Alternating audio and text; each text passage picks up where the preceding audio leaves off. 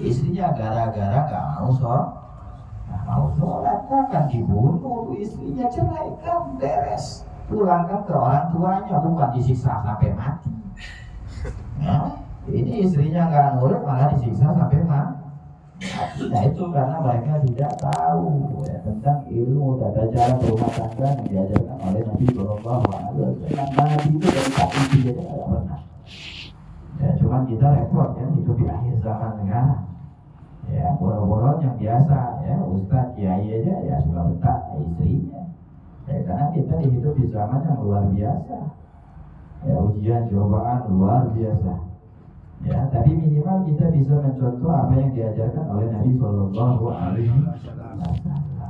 Wa ma talaba bihi ahadan qad la khadiman wala imra'ah. Berlaku baik kepada pembantu, tidak memukul wanita, illa yujahida fi sabilillah, kecuali jihad fi sabilillah. Itu beraninya, ya, keberanian baginda Nabi Sallallahu Alaihi Wasallam disaksikan oleh sahabat-sahabat. Tidak, kami tidak pernah melihat seorang pejuang yang sangat berani melebihi baginda Nabi Muhammad SAW. Ya, Nabi itu luar biasa paling depan. Gak seperti raja-raja dahulu kalau berperang berjihad itu mereka berada di belakang. Nabi itu ya, yang mana membuat keberanian Nabi tadi membuat sahabat-sahabat yang ciut ya, jadi berani juga. Kepancing apa namanya keberaniannya dengan keberanian Rasul Sallallahu Alaihi Wasallam dalam jihad fisabilillah. Wala yuzazi sayyi'atan bisayyi'ati. Dan Nabi SAW tidak pernah membalas keburukan dengan keburukan, kejelekan dengan kejelekan. Ya, Nabi SAW lagi sholat, lagi dalam posisi ruku atau sujud, ditaruh kotoran, Nabi nggak balas. Ditawarkan oleh malaikat Jibril untuk membalikkan gunung tadi agar ditimpakan kepada mereka. Tidak diiyakan oleh baginda Nabi SAW. Bahkan Nabi mendoakan, Allah mahdi qaumi fa innahum la ya'lamun. Ya Allah beri hidayah kepada kaumku, sesungguhnya mereka tidak tahu. Nabi tidak pernah membalas akan keburukan yang dilakukan oleh kufar, orang-orang kafir Quraisy yang mereka lakukan kepada Rasul Sallallahu Alaihi Wasallam. Cacian, makian, ya kita tahu Abu Jahal, Abu Sufyan, ya sebelum masuk Islamnya Abu Lahab, pamannya beliau sendiri, terus banyak ya pencaci Rasul semasa di kota Mekah itu luar biasa dakwanya Nabi. Ya Nabi disakiti, nggak pernah membalas. La yuzazi sayyi'atan bisayyi'ah. Nabi tidak pernah membalas keburukan dengan walakin ya'fu wa yasfah. Tetapi Nabi SAW memaafkan. Wa yasfah. Yasfah itu ya menerima musafahah, ya bersalaman atau memaafkan atau mengikhlaskan apa yang sudah dilakukan orang lain kepada Rasulullah SAW. Bagaimana cerita Dusul itu ya, Nabi lagi santai-santai duduk ya di bawah pohon, Nabi lagi nyender-nyender, tiba-tiba datang Dusul. Ya, Dusul saat itu masih ya, kafir. Dusul bawa pedang, Dusul hunuskan di lehernya Rasulullah SAW. Rasulullah melek matanya.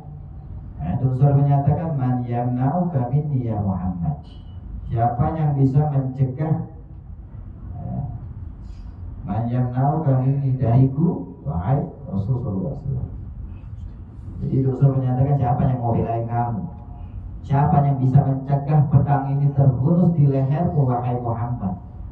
Apa yang dijawab oleh Nabi SAW? Allah. Begitu Nabi SAW dengan lisan mulianya menyatakan Allah, betul itu. Si Dusul tadi pedangnya jatuh. Nabi SAW ambil pedang. Nabi bukan ngebales, tapi ingin memberikan pelajaran kepada si Dusul. Nabi ambil pedangnya, Nabi hunuskan di lehernya. Lehernya si Dusul tadi, ya, tapi tidak melukai, ya, seperti Dusul melakukan kepada Rasulullah. Maka Rasulullah SAW, Man yamna'uka minni ya Dusul. Siapa yang mencegahmu wahai Dusul dariku? Apa yang dikatakan Dusul? La ahad, enggak ada satupun. Akhirnya Rasul tadi masuk Islam, asyhadu an la ilaha illallah wa asyhadu anna Muhammadur. Itu sababiyah Rasul masuk Islam itu gara-gara itu. Ya, ketika dia dengar nama Allah, getar langsung pedangnya itu jatuh, nggak bisa diambil lagi, diambil oleh Nabi, dites oleh Nabi. Siapa yang bisa mencegahmu, wahai Rasul? Siapa yang bisa menyelamatkanmu, wahai Rasul? Nggak ada satupun. Akhirnya bersyahadatlah Rasul masuk Islam jadi sahabat Nabi Sallallahu Alaihi Wasallam. Ini ya Nabi maafkan. Ya, begitu juga banyak cerita tentang maafnya Nabi kepada sahabat-sahabat. Kita sering dengar cerita Wahsy bin Harb. Wahsy bin Harb itu yang nombak Sayyidina Hamzah di peperangan Uhud. Dimaafkan oleh Nabi SAW. Ya, dimaafkan Nabi dan banyak lagi. Ya, musuh-musuh Nabi semasa mereka kafir. Ketika mereka masuk Islam, mereka dimaafkan oleh Rasulullah SAW. Makanya kita dah harus mencontoh akhlak Nabi Muhammad. Kita pernah berbuat jahat kepada orang lain, kita minta maaf. Orang lain pun juga pernah berbuat jahat kepada kita, kita maafkan. Walaupun mereka gak minta maaf. Cuma kadang-kadang ada yang dimaafin tapi malah dimaafin malah nunjak. Ya ibaratnya malah olo-olo, mentang-mentang udah dimaafin bikin lagi. Ya udah, itu mah urusan dia. Yang penting kita udah lepas urusan sama dia. Jangan sampai kita punya dosa lagi sama orang. Ya udah, halalkan. Apa yang sudah pernah orang lakukan keburukan kepada kita maafkan. Jangan sampai kita menanggung beban dosa manusia. Allah saja maha pengampun, masa si manusia gak mau ngampunin orang. Nah begitu juga Nabi kita Muhammad Sallallahu Alaihi Wasallam tidak pernah membalas keburukan dengan keburukan. Nabi selalu memaafkan, Nabi selalu menghalalkan, Nabi selalu menerima apa yang sudah diperbuat buruk dari orang lain. Wa kana daimul bisir sahilal khuluq wallahu a'lam bis-shawab. Mudah-mudahan sedikit kita bahas dari kitab ini, mudah-mudahan terhiasi diri kita dengan akhlak-akhlak mulia Nabi Muhammad. Bismillahirrahmanirrahim. Wa nafa'ana bi wa bi amin wa akhirul anggal. Fadlu la ilaha illallah, keutamaan membaca kalimat la ilaha illallah. Lama dakhala Sayyiduna Ali Ridha Naisaburi rakiban ala baglatihi bi mala'in azimin minan nasi talabu minhu an yusmi'ahu hadisan ala aba'ihil kiram. Keutamaan membaca kalimat la ilaha illallah. Di sini dalam kitab Fawaidul Mukhtar dijelaskan, diriwayatkan ketika Al-Imam Ali Ridha, salah satu daripada cucu baginda Nabi Muhammad SAW, putra daripada Al-Imam Mutal Kadib. Al-Imam Ali Ridha ketika beliau singgah ke satu tempat yang bernama Naisaburi, ke negeri Naisaburi, rakiban aglabal baglatihi, yang mana beliau menunggangi baglah, tunggangannya dari kudanya atau ontanya, fi mala'in azim minan nasi talaba minhu. Tiba-tiba dengan kedatangan Al-Imam Ali Ridha tadi ke kota Naisaburi, yang saat itu semua penduduk sudah memeluk agama Islam. Mereka tahu penduduk Naisaburi kedatangan salah satu cucu baginda Rasulullah SAW. Mereka langsung berkerumun. Mereka langsung kumpul di hadapan Imam Ali Al-Ridha. Yang mana saat itu Imam Ali Al-Ridha masih dalam tunggangannya, masih di atas kudanya. Kemudian apa? Orang-orang sudah kumpul, mereka meminta apa? Ayusmi'ahum hadisan min aba'il kiram. Mereka meminta hadis agar dibacakan hadis yang mana sumbernya langsung dari orang tua atau kakek daripada Imam Ali Al-Ridha baginda Rasulullah. Maka Al-Imam Ali Ridha berkata, haddatsani Abi Musa Al-Kadhib, telah berbicara kepadaku bapakku, ayahku Al-Imam Musa Al-Kadhib, An abihi dari bapaknya yaitu kakekku Al-Imam Ja'far Shadiq. An abihi Muhammad Al-Baqir dari ayahnya Al-Imam Muhammad Al-Baqir. Wa an abihi dari ayahnya pula Al-Imam Ali Zainal Abidin. Wa an abihi Al-Imam Al-Husain dari ayahnya pula Al-Imam Husain.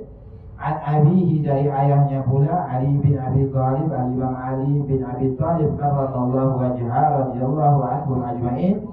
Qala berkata haddatsani habibi wa khalili, dan telah berkata Al-Imam Ali bin Abi Thalib telah berkata kepadaku habibi wa khalili, kekasihku, kesayanganku Rasulullah sallallahu alaihi wasallam, yaitu baginda Nabi Muhammad SAW. Qala bersabda haddatsani Jibril, telah berkata kepadaku Jibril. Qala haddatsani Mikail, telah berkata kepadaku, kata malaikat Jibril yaitu malaikat Mikail. Qala haddatsani Israfil, kemudian berkata haddatsani Israfil, malaikat Israfil. Qala sami'tu Rabbal Izzati yaqulu, malaikat Israfil berkata, aku telah mendengar Allah Subhanahu wa taala yang maha mulia yaqulu berkata, la ilaha illallah hisni, bahwasanya kalimat la ilaha illallah hisni, bentengku, kata Allah. La ilaha illallah hisni, ini namanya hadis qudsi. Faman dakhala hisni amina min azabi. Jadi Allah SWT nyatakan la ilaha illallah hisni. Kalimat la ilaha illallah adalah bentengnya Allah Subhanahu. Faman dakhala, dan barang siapa yang masuk hisni, dalam bentengku, kata Allah SWT, amina min azabi, maka dia akan aman, selamat daripada azabku. Fayaktubu dzalikal hadis, setelah penduduk Naisaburi mendengarkan hadis ini, hadisnya pendek ini, cuma riwayatnya aja panjang ya. Hadisnya pendek, la ilaha illallah hisni, faman dakhala hisni amina min azabi. Pendek hadisnya. La ilaha illallah adalah bentengku. Faman dakhala hisni, barang siapa yang masuk ke bentengku, kata Allah SWT, amina min azabi, maka dia akan selamat dari azabku. Setelah penduduk Naisaburi mendengarkan hadis ini dari Imam Ali Ridho, maka apa yang dinyatakan? Fayuktabu dzalikal hadis isruna alf bihibratin minal ladina la haula baghatihi. Subhanallah, penduduk Naisaburi ketika mendengarkan langsung dari Imam Ali Ridho, ini mereka pencinta ilmu yang luar biasa. Mereka mencatat hadis tersebut, yang mana jumlahnya saat itu orang yang kumpul isruna alf, 20.000 orang. Yang mana 20.000 orang itu semua megang pena. Bayangkan. Mereka mencatat hadis yang disampaikan oleh Imam Ali Ridho. Di mana nyatetnya, nulisnya? Di sekitar kudanya tadi. Jadi Imam Ali itu masih di atas kudanya sambil menyampaikan hadis. Orang-orang kumpul semua di bawah, yang jumlahnya 20.000 orang. Bayangkan. Orang-orang dulu itu luar biasa kalau dengar satu hadis dicatat. Kalau kita udah keseringan dengar hadis, banyakkan hadis jadi lupa nyatet ya. Kalau orang dulu itu luar biasa, nyari hadis itu sulit banget. Kalau kita sekarang kan gampang. Di mana-mana hadis sudah ada gampang. Di HP kita berapa banyak hadisnya, hampir setiap hari itu di status-status. Cuma kadang-kadang orang nggak bisa bedain aja mana hadis, mana ucapan orang. Nah ini luar biasa, karena fadilah la ilaha illallah itu luar biasa, benteng. Barang siapa yang membaca, orang yang masuk ke dalam benteng kalimat la ilaha illallah, udah aman daripada azab api neraka. Artinya dia masuk surganya Allah Subhanahu wa ta'ala. Innallaha amudun akbar. Bahkan dalam riwayat dinyatakan sesungguhnya Allah Subhanahu wa ta'ala memiliki amudan ahmar, yaitu tiang-tiang yang berwarna merah. Ra'suhu malhiyun ala qa'imatin min qawaimil ars, yang mana tiang-tiang merah tersebut ujungnya melilit, mengikat tiang-tiang yang ada di arsy. Wa asfaluhu, dan paling bawahnya Ya, sudut paling bawahnya tahtal ardi sabi'ah, ditancapkan di lapisan muka bumi yang ketujuh. Ala dhahril hud, dan diikat di atas punggungnya apa? Hud, ikan yang begitu besar. Wallahu a'lam. Wallahu a'lam. Al-hud, makna hud di sini kalau di dalam kamus ya ikan paus, ya ikan yang menelan Nabi Allah Yunus alaihissalam pun namanya hud. Ya, Allah ceritakan dalam Al-Quran ketika Nabi Allah Yunus ditelan ikan itu namanya hud juga. Tapi ya dinyatakan para ulama ya sejenis ikan paus, tapi ikan paus luar biasa besarnya yang berada di apa? Lapisan ketujuh dari permukaan bumi. Ya, saling mengikat. Tuharrikal amud, dinyatakan fa'idha qalal abdu, dan ketika seorang hamba manusia berucap kalimat la ilaha illallah, tiada Tuhan selain Allah, taharrakal hud, maka bergerak ikan yang besar tadi. Kalau ada manusia yang berkata kalimat la ilaha illallah, zikir la ilaha illallah, maka ikan tersebut bergerak.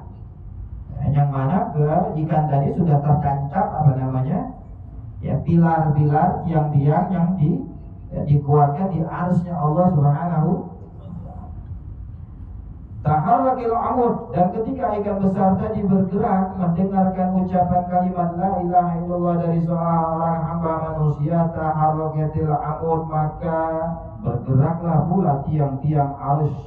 Taharrakal arsy, maka bergeraklah arsy Allah Subhanahu wa taala, fayaqulullah ta'ala lil arsy, maka Allah berfirman kepada arsy yang sedang tergoncang mendengar kalimat la ilaha illallah, uskun, diamlah, mantaplah. Fayaqulu la wa izzatika la askun, maka arsy tadi menyatakan aku tidak akan diam, aku akan selalu bergerak. Ya, la askun hatta taghfira, sehingga engkau Allah Subhanahu wa taala taghfira ligailiha, mengampuni dosa-dosa bagi siapa? Bagi orang yang membaca la ilaha illallah ma asaba qabla minadz-dzunub, apa yang tertimpa kepadanya dari perbuatan dosa. Fayaghfirullahu lahu, maka Allah ampuni dosa orang yang membaca kalimat la ilaha illallah. Makanya kalau lagi rotib la ilaha illallah itu kudu khusyuk. Ya, hadirkan hati kita, tiada Tuhan selain Allah, la ma'budu fil wujudi bihaqqin fil wujudi illallah, tidak ada yang patut disembah di alam semesta ini Allah Subhanahu wa taala. Jangan sampai ya kalimat la ilaha illallah itu goyah dalam hati kita. Gara-gara akhir zaman ini luar biasa. Ya, orang lebih memilih apa? Fulus. Ya, orang lebih memilih fulus. Keimanannya ada fulus, iman naik. Nggak ada fulus, imannya turun. Ya, banyak orang begitu. Ya, jangan sampai goyah. Ya, karena hakikatnya orang yang membaca kalimat la ilaha illallah itu diampuni dosa. Arsy saja tidak akan diam dari pergerakannya, sehingga meminta Allah SWT untuk mengampuni orang yang membaca kalimat la ilaha illallah. Kalimat la ilaha illallah cukup baca. Pada sholatil maktubah, setelah sholat 5 waktu baca la ilaha illallah, la ilaha afdalu dzikri fa'lam annahu la ilaha illallah. Paling afdal, paling utama daripada zikir nggak ada. Maka di surganya Allah pun tertulis la ilaha illallah Muhammadur Rasulullah. Sudah jaminan surga orang baca makana akhir kalamihi la ilaha illallah dakhala jannah. Itu hadis Nabi SAW. Ya, selagi dalam hatinya ada keimanan la ilaha illallah, walaupun dosanya sebesar pun pasti diampuni Allah. Ya cuma nasibnya nanti ya kebahagiaan ya terakhir lah. Ya jadi pembantu surga ya, atau jadi apa, tukang ngepel surga gitu ya. Allah. Ya, orang yang punya dosanya gede itu nanti, orang yang biasa makan riba itu nanti akhir masuk surga. Ya mungkin bagian tukang cuci ya, tapi bagian tukang apa Allah alamnya. Nah, atau tukang bawain gelas gitu ya, atau tukang masak gitu ya. Allah ya. Karena itu jaminan dari Allah, selagi ada keimanan dan dalam hati seseorang akan masuk surga. Karena keutamaan la ilaha illallah itu luar biasa. Makanya jangan heran kalau orang mau jadi wali itu ya baca la ilallahnya minimal ya 1000, ya 100.000. La ilaha illallah kita 33 kali aja kadang-kadang malas ya. Wali itu kalau baca la ilaha illallahnya kalau kita baca sejarah Wali Songo itu luar biasa. Sesi di Jenar itu ya, di mana-mana itu la ilaha illallah, la ilaha illallah, la ilaha illallah, la ilaha. Karena kewalian itu udah pasti. Mereka mengamalkan zikir la ilaha illallah itu kunci. Kalimat la ilaha illallah itu kunci orang untuk menjadi wali. Kemudian qala ba'du sahabat radhiyallahu anhum qala la ilaha illallah wa man ja'ala biha sautah ta'ziman laha ghafarallahu lahu arba'ati alafi dzambin. Bahkan sahabat-sahabat Nabi sallallahu alaihi wasallam, sebagian sahabat Nabi pernah berkata, barang siapa membaca la ilaha illallah wa madda biha, dan dia memanjangkan bacaan suaranya, la ilaha illallah, kan ada kayak gitu ya. Ta'ziman laha, karena mengagungkan. Jadi manjangnya bukan cuman irama-iramahan, bukan lagu-laguan, tapi karena memanjangkan tersebut adalah mengagungkan Allah Subhanahu wa taala. La ilaha illallah. Kalimatnya pendek tapi dibaca panjang. Sebagai sahabat nyatakan ghafarallahu lahu arba'ati alafi dzambin. Maka orang yang membaca panjang kalimat la ilaha illallah karena mengagungkan kepada Allah Subhanahu wa taala, maka Allah ampuni dosanya arba'ata alaf dzambin. 4.000 dosa. Sebanyak 4.000 dosa. Gila, ada sahabat lain yang bertanya, fa'ilam yakun lahu arba'atu alaf, bagaimana kalau seandainya membaca tadi tidak punya dosa sampai 4.000? Orang yang baca la ilaha illallah dipanjangkan suaranya itu akan diampuni dosanya 4.000 dosa. Kalau seandainya yang bertanya, kalau seandainya yang bacanya tadi tidak punya dosa sebanyak 4.000, maka dinyatakan apa? Wayakulu qala yaghfiru min dunubi ahli wa jiranihi. Maka akan diampuni dosa siapa? Untuk keluarganya, untuk saudaranya, untuk tetangganya. Makanya alhamdulillah kita malam Jumat baca roti, baca zikir la ilaha illallah. Walaupun kita nggak punya dosa sebanyak 4.000, ya wallah alam ya mungkin lebih ya. Kalau kita ini zaman sahabat, kalau zaman kita ini udah ratusan ribu dosa gitu ya. 24 jam aja kan, 24 jam, kalau tiap jam itu 10 kali dosa, ya tinggal kaliin aja 240 kali dosa saya. Ya apalagi tiap menit kita bikin dosa, tiap saat bikin dosa. Ya mudah-mudahan kita husnuzon kepada Allah SWT dengan zikir la ilaha illallah mengampuni dosa kita, keluarga kita, dan tetangga-tetangga kita. Qala Rasulullah SAW man qala la ilaha illallah mukhlishan dakhala al-jannah. Maka dalam kitab Al-Ihya Ulumuddin Nabi SAW bersabda, barang siapa yang membaca kalimat la ilaha illallah mukhlishan, ikhlas, kata Allah Subhanahu wa taala, dakhala al-jannah, dapat stempel masuk surga, pasti akan masuk surga. Syaratnya ikhlas. Gila, ada sahabat yang bertanya, wa ma ikhlasu? Ada yang sahabat bertanya kepada Rasulullah, apa tanda keikhlasan orang yang membaca la ilaha illallah? Nah, ini bisa kita muhasabah, introspeksi diri kita ya. Galah, maka Nabi SAW bersabda, ayyuharrizahu amma haramallah, selagi dia meninggalkan apa yang diharamkan oleh Allah Subhanahu wa taala. Ya, dalam arti kalau dia nggak taat, nggak patuh dengan perintah Allah, walaupun dia berucap la ilaha illallah 1000 kali seharinya, tetap dakhalan masuk neraka. Karena perintah yang lain tidak dilaksanakan, yang haram dikerjakan. Ya percuma kalimat la ilaha illallah dibaca terus, zina ya jalan, maling ya jalan, ya khamr ya jalan. Ya, ada syaratnya.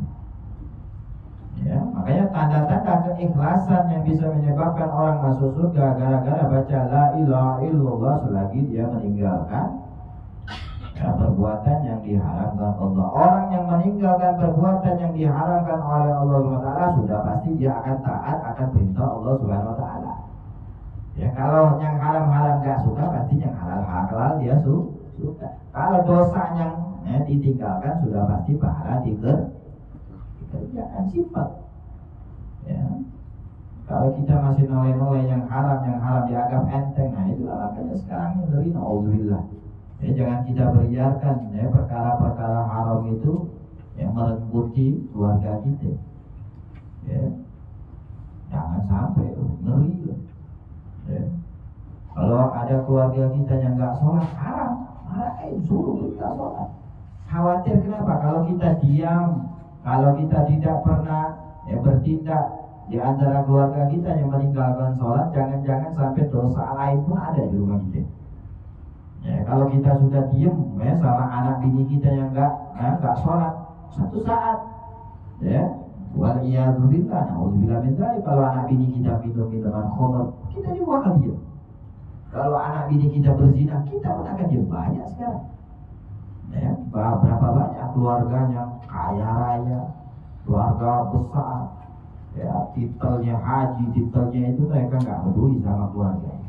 Istrinya sholat kagak, anak perempuannya sholat kagak, anak laki-lakinya main perempuan, anak gadisnya kemana dibawa laki-laki, kan mereka tahu kan, yang mabuk-mabukan, yang berzina gara-gara apa? Itu tadi, yang membiarkan perkara haram masuk ke dalam rumah tangga. Makanya kunci kebahagiaan rumah tangga sakinah, mawaddah, warahmah, di antaranya jangan bawa perkara yang haram di dalam rumah tangga. Ya, makanya syarat jadi rukun dalam rumah tangga itu keluarga rumah tangganya Nabi SAW nggak pernah bawa yang haram-haram. Jangan biarkan rumah tangga kita dimasuki perkara yang haram. Sampai-sampai orang dulu ngajarin kalau ada anaknya main, pagi main, siang-siang pulang, bawa sesuatu makanan aja, itu ditanya dapat dari mana.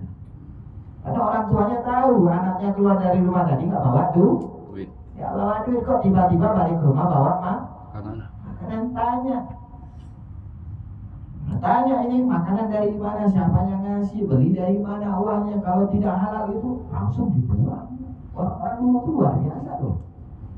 Bawa makanan, dicek dulu makanan ini halal enggak, ini sumbernya dari mana. Ya, kalau binatangnya halal apa enggak kayak sekarang. Ya, justru anak-anaknya diberikan jajanannya yang enggak halal. Nah, baby crab kan. Iya, haram hukumnya. Orang sekarang banyak loh.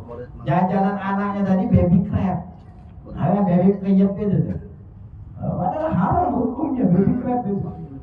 Terus belum makanan-makanan yang lain. Alhamdulillah.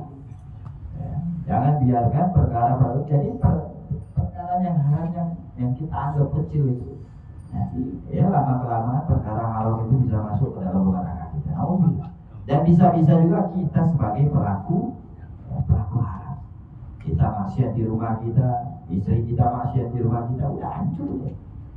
Ya, gara-gara apa? Ya itu tadi, tidak mengamalkan kalimat la ilaha illallah dengan ikhlas. Yaitu yang mana tanda ikhlas tadi menjauhi dari perkataan perbuatan haram. Di ba'dil azan la tazalu, sedikit lagi. Di ba'dil azan dalam hadis diriwayatkan, la tazalu la ilaha illallah tadfa'an qa'iliha ma la yu'siru safaqatan dunyahum ala dinihim. Jadi dalam hadis diriwayatkan senantiasa kalimat la ilaha illallah itu akan tadfa'u an qa'iliha, ya, akan berbuat kalimat la ilaha illallah akan berdampak baik ya, bagi orang yang membacanya selagi selagi mereka tidak menjadikan dunia itu di atas agamanya.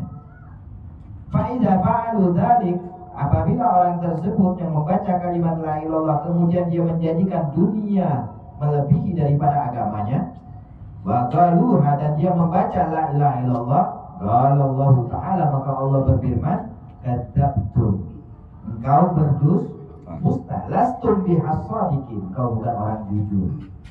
Maksudnya apa?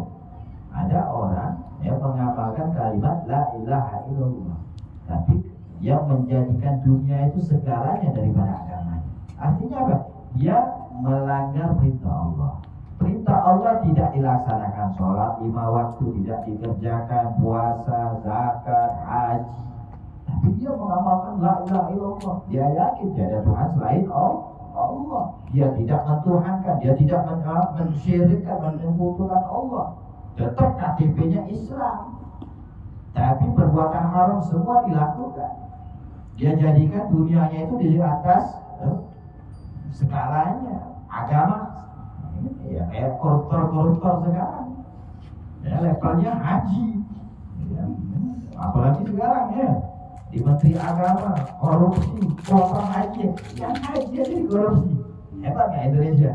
Ya, luar biasa. Kalau di negara lain belum pernah kedengar kayaknya ya, yang korupsi jatah haji. Orang mau haji dikorupsi. Ya, kayaknya di Indonesia doang, di tempat lain itu kayak nggak ada. Karena di tempat lain itu kuotanya sedikit, nggak banyak kayak Indonesia. Nah, orang yang menjadikan dunia di atas segala-galanya, maka Allah nyatakan engkau berdusta. Ya, engkau berdusta. Engkau bukan orang yang jujur. Jadi artinya apa? Orang kalau sudah benar-benar ikhlas mengucapkan kalimat la ilaha illallah, maka dia akan menjadikan hal urusan agama nomor wahid. Dunia nomor sekian. Sholat dulu baru urusan dunia, puasa dulu baru urusan dunia, zakat dulu baru urusan dunia. Nah itu. Nah, jadi kalau kita mau muhasabah diri kita, benar nggak kita mengamalkan kalimat la ilaha illallah, keimanan kita, keislaman kita, jangan sampai hanya tertulis di KTP. Ya, jadi Islamnya Islam KTP, Islam KTP. Perintah Allah kita laksanakan dengan ikhlas. Ya, semua larangan Allah kita jauhkan. Nah, barulah kita mengamalkan kalimat la ilaha illallah. Man dakhala suqa sallallahu alaihi wasallam, barang siapa, bersabda baginda Nabi sallallahu alaihi wasallam, barang siapa yang masuk ke dalam pasar, faqala bi sautin murtafi, dan dia bersuara dengan terangkat, la ilaha illallah wahdahu la syarikalah, lahu mulku wa lahul hamdu yuhyi wa yumiitu wa huwa hayyun la yamut bi yadihi khair wa huwa ala kulli syai'in qadir. Barang siapa yang membaca itu, kata Nabi SAW, kataballahu lahu alfa hasanah, maka Allah akan menulis bagi orang tersebut yaitu ribuan kebaikan. Amin. Ya, orang masuk pasar, entah dia berdagang, entah dia belanja, membaca kalimat la ilaha illallah wahdahu la syarika lahu mulkul wa ala kulli syai'in qadir biyadihi khair wa huwa hayyun la yamut biyadihi khair wa huwa ala kulli syai'in qadir, maka Allah akan tulis dengan apa? Dengan kebaikan yang jumlahnya ribuan. Cuma baca satu kali, kita dapat pahala luar biasa. Selama kita berdagang, apalagi bacanya berulang-ulang kali. Wa maha anhu alfa sayyah, dan dihapus beribu-ribu keburukan. Wa rafa'alahu alfa darajah, dan Allah angkat derajatnya beribu-ribu derajat. Wa bana lahu baitan fil jannah, dan Allah jamin Allah akan bangunkan istana di surga. Wa kana ibnu Umar wa Salim bin Abdullah, wa kana ibnu Umar wa Salim bin Abdullah wa Muhammad ibn Wasi. Diriwayatkan Ibnu Umar, siapa Ibnu Umar? Anak daripada Sayyidina Umar bin Al-Khattab, Abdullah bin Umar. Wa Salim bin Abdullah, begitu juga sahabat Salim bin Abdullah, wa Muhammad ibn Wasi, dan Muhammad ibn Wasi, wa ghairuhum radhiyallahu ta'ala anhum, dan sahabat-sahabat yang lain. Tiga sahabat tersebut disebutkan sini yadkhuluna lilail fadilah hadal dzikir. Jadi tiga sahabat ini sering masuk ke pasar untuk mendapatkan apa? Fadilah, dengan membaca zikir yang diisyaratkan oleh Nabi, dibacanya ketika masuk dalam pasar. Jadi ketiga sahabat ini menginginkan apa? Keutamaan dari ribuan dosa diampuni. Bayangkan, ribuan keburukan dihapus oleh Allah. dan ribuan derajat diangkat oleh Allah SWT cuma gara-gara membaca zikir yang dibaca ketika masuk ke dalam puasa. Ini sahabat. Ya, kalau kita pengen kayak gitu ya besok ya ini zikir ini dibaca ya ditulis masuk ke pasar, tapi jangan teriak-teriak ya keras-keras ya, jadi pikir orang gila ya minimal ya, ada suara yang minimal kita dengar ya, kalau di dalam kitab ini dijelaskan ya 3 sahabat ini bacanya keras-keras ya, karena saat itu ya mereka ingin mendapatkan keutamaan yang diisyaratkan oleh baginda Rasul. Qala sallallahu alaihi wasallam, dan yang terakhir man qala inda ru'yatihi zanaja wal mayyit fiha. Dan Nabi sallallahu alaihi wasallam bersabda, man qala inda ru'yati, barang siapa yang membaca ketika dia memandang atau melihat jenazah, wal mayyitu atau melihat mayit, fiha di dalamnya ya di dalam rumahnya atau di dalam pandangannya, la ilaha illallah al-afi ba'da qudratihi, la ilaha illallah ba'da bana'i khalqi. Barang siapa yang membaca ketika melihat jenazah atau ketika melihat mayit ya menjenguk ya atau menghadiri pemakaman, membaca la ilaha illallah, maka tiada Tuhan selain Allah, al-afi yang memaafkan, ba'da qudratihi setelah kekuasaannya, la ilaha illallah al-baqi,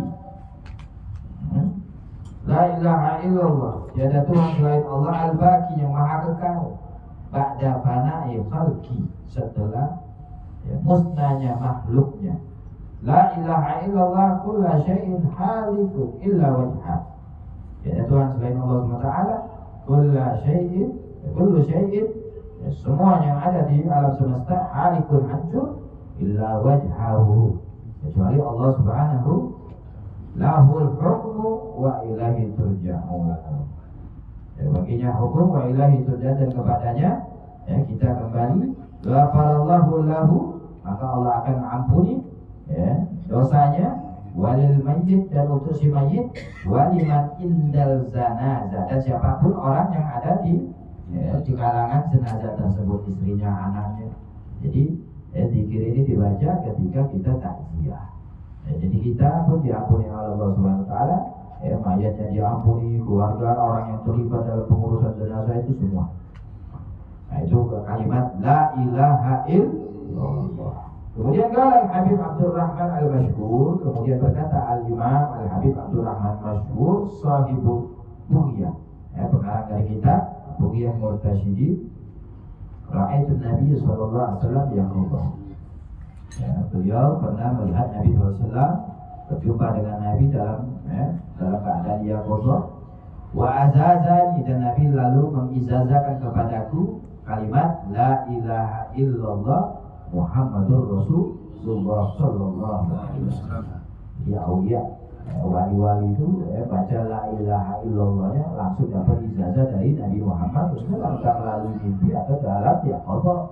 Kalau kita dapat ijazahnya ya dari guru-guru itu ya, rotib yang ada la ilaha illallah dibaca, atau bacaan la ilallah habis habis sholat ya dari guru-guru aja, karena hakikatnya dari guru-guru kita juga nanti nyambungnya ke baginda Nabi Muhammad sallallahu alaihi wasallam. Ya, jadi kalimat la ilaha illallah itu luar biasa. Ya, bahkan mayit ya yang ketika dibawa di atas keranda itu la ilaha illallah, la ilaha illallah, itu apa? Anjuran yang dilakukan oleh salafun saleh, orang-orang tua kita dulu. Ya, kalau lagi bawa jenazah la ilaha illallah, la ilaha illallah, itu agar supaya apa, kita yang nganter dapat ampunan dari Allah, yang diantar juga dapat ampunan dari Allah. Makanya jangan sia-siakan kalau lagi nganter yang meninggal, jangan ngobrol. Ini kadang-kadang ya repot pasang status, repot video, wah mereka nganter. Ya, zikir tetap bisa kita jalan, la ilaha illallah, la ilaha illallah, la ilaha illallah. Baca. Jangan kalau lagi jenazah mau diturunkan pulang gitu. Udah nyampe ke makam ya udah tunggu jenazah itu turun, ikut doa, ikut ini. Ya, syukur-syukur nanti ada jenazah saudara-saudara kita juga di situ, sambil ziarah, baca Fatihah, baca la ilaha illallah, tasbih, zikir, takbir. Jangan sia-siakan karena keutamaan yang luar biasa. Zikru ba'dul azkar wallahu a'lam alhamdulillah. Ya, jadi zikir itu luar biasa. Kita yang diberikan oleh Allah SWT kemuliaan lisan kita dapat berbicara. Ya, jangan malas-malas untuk zikir kepada Allah. Ya, kita terlahir bisa bicara. Alhamdulillah. Bagaimana orang yang terlahir dalam keadaan bisu? Cuma hatinya doang bisa zikir. Kita nikmat itu dari lisan kita punya. Ya, bisa ngomong, bisa zikir, bisa sholawat. Jangan malas-malasan. Ya, jangan sampai nanti lisan kita menjadi saksi kelak nanti di akhirat. Bahwasanya lisan kita ini nggak pernah zikir kepada Allah. Ya, 24 jam itu lisan kita hanya obrolan-obrolan, ocehan-ocehan yang nggak ada manfaat, dosa semua. Ya, malaikat raqib sama malaikat atid itu mencatat sekian banyak huruf yang keluar dari mulut kita yang memberatkan nanti kita adalah nanti di yaumil qiyamah. Akhirnya gara-gara lisan kita masuk neraka. Ya, makanya berbanyak sholawat, berbanyak membaca zikir kepada Allah Subhanahu Wa Taala. Mudah-mudahan di akhir bulan Syawal ini Allah Subhanahu Wa Taala masuk di bulan Ramadan. Ya, berbanyak untuk kita selalu mengingat Allah Subhanahu Wa Taala, zikrullah, baca la ilaha illallah. Mudah-mudahan kita masuk semua ke dalam benteng-bentengnya Allah Subhanahu Wa Taala daripada azab-azab Allah Subhanahu Wa Taala. Mudah-mudahan Allah berkahi keluarga kita, berkahi keluarga majlis jamaah dan semuanya yang terlibat dalam majlis ini. Mudah-mudahan Allah SWT berikan hidayah, pertolongan. Allah berikan kemudahan untuk kita mengamalkan ilmu yang bermanfaat, ilmu yang diwariskan oleh Nabi Sallallahu Alaihi Wasallam. Amin ya rabbal alamin. Wa kulli nafsin salihah wa ila hadratin Nabi Muhammadin sallallahu alaihi wasallam. Al-Fatihah. Bismillahirrahmanirrahim. Alhamdulillah rabbil alamin.